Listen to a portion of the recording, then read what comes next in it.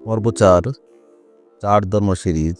আমি কখনো কোনো মেয়েকে নিয়ে এমন স্বপ্ন দেখিনি। গল্পের শুরু।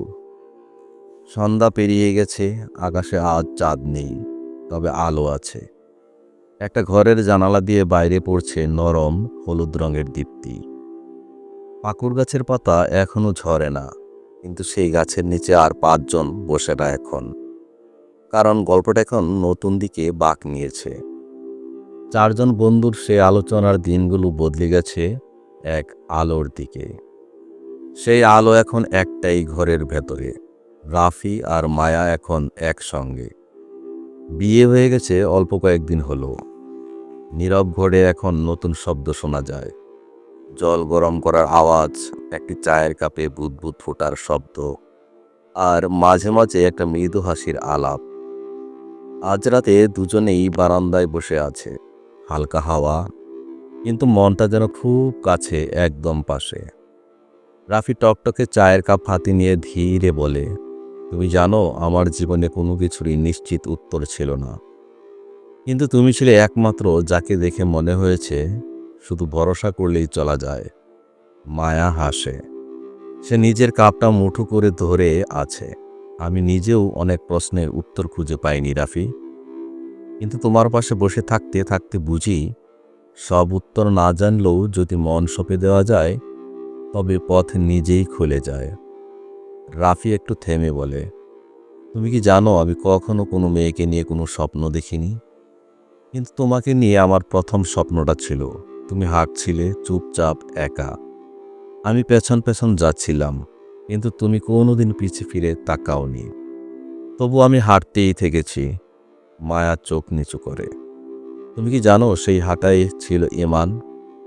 আমি অনেক কিছু বুঝিনি তখন, কিন্তু জানতাম তোমার সঙ্গ পেলে আমি হারাবো না, এমনকি নিজেকেও না। ঘরের ভেতরে বাতি নিভে যায় হঠাৎ। হয়তো কারেন্ট চলে গেছে, কিন্তু অন্ধকারে রাফির কণ্ঠ খুব পরিষ্কার শোনা যায়। তোমার চুপ থাকা আমাকে কাঁপিয়ে দেয়, কিন্তু সেই চুপে যেন একটা দাওয়াত থাকে, যেখানে আল্লাহর সাথে একান্ত দেখা হয়। মায়া ফিসফিস করে, তোমার হাত যখন ধরেছিলাম, তখন আমি আর মানুষের চোখে ভয় পাইনি। আমি জানতাম এই সম্পর্ক আমার এবং রবের মাঝখানে দাঁড়িয়ে, একটা আত্মিক বন্ধন। রাফি বলে, তুমি এখন শুধু আমার স্ত্রী না, তুমি আমার পথের সাথী, আমার দুশ্চিন্তার শেষে দাঁড়িয়ে থাকা একটা শান্তি। মায়া হেসে বলে, তুমি জানো, আমি যখন প্রথমবার কালিমা পড়তে চেয়েছিলাম, তখন জিহ্বা কাঁপছিল। তবু তুমি চুপ করে বসেছিলে, কোনো জোর করনি। তোমার সেই না বলার সাথেই আমাকে সাহস দিয়েছিল। রাফি ধীরে তার হাত ধরে। চাঁদ নেই, আলো নেই, কিন্তু বাতাসে যেন একটা দুঃসহ অস্বস্তি। মায়া বলে, তুমি কি কখনো ভেবেছ, আমরা এই জীবনটা যে বেছে নিয়েছি, তা হয়তো সহজ না, কিন্তু সঠিক। রাফি বলে, যা সঠিক তা কখনো সহজ হয় না, তবে শান্ত হয়। তুমি আমার জীবনকে শান্ত করে তুলেছ। মায়া হালকা হেসে বলে, আমি জানি আমাদের প্রেমটা কাগজে লেখা হয়নি আগে, কোনো কবিতাও জন্মায়নি, তবু আমাদের হাত ধরে হাঁটা, এটা তো কবিতার চেয়েও বেশি কিছু। একটা কুকুর দূরে ঘেউ ঘেউ করে ওঠে, কিন্তু তাদের ভেতরকার নীরবতা ভাঙে না। রাফি চোখ মেলে আকাশের দিকে তাকায়। সে ধীরে বলে, তুমি কি জানো, আমাদের সবচেয়ে বড় প্রার্থনা এখন একটাই, তুমি যেন আমার হাত ছাড়ো না। যত দূরেই যাই আমরা, আলোর পথে ধরে রেখো। মায়া নিচু গলায় বলে, আমি ছাড়বো না, কারণ তুমি আর আমি এখন আর আলাদা কেউ নই। আমরা এখন একে অপরের ঈমানের বহন। এই গল্পে আয়াতের ছায়া। যে আল্লাহর উপর ভরসা করে, তিনি তার জন্য যথেষ্ট। সূরা আত-তালাক, আয়াত ৬৫। এই গল্পের অন্তর্নিহিত শিক্ষা।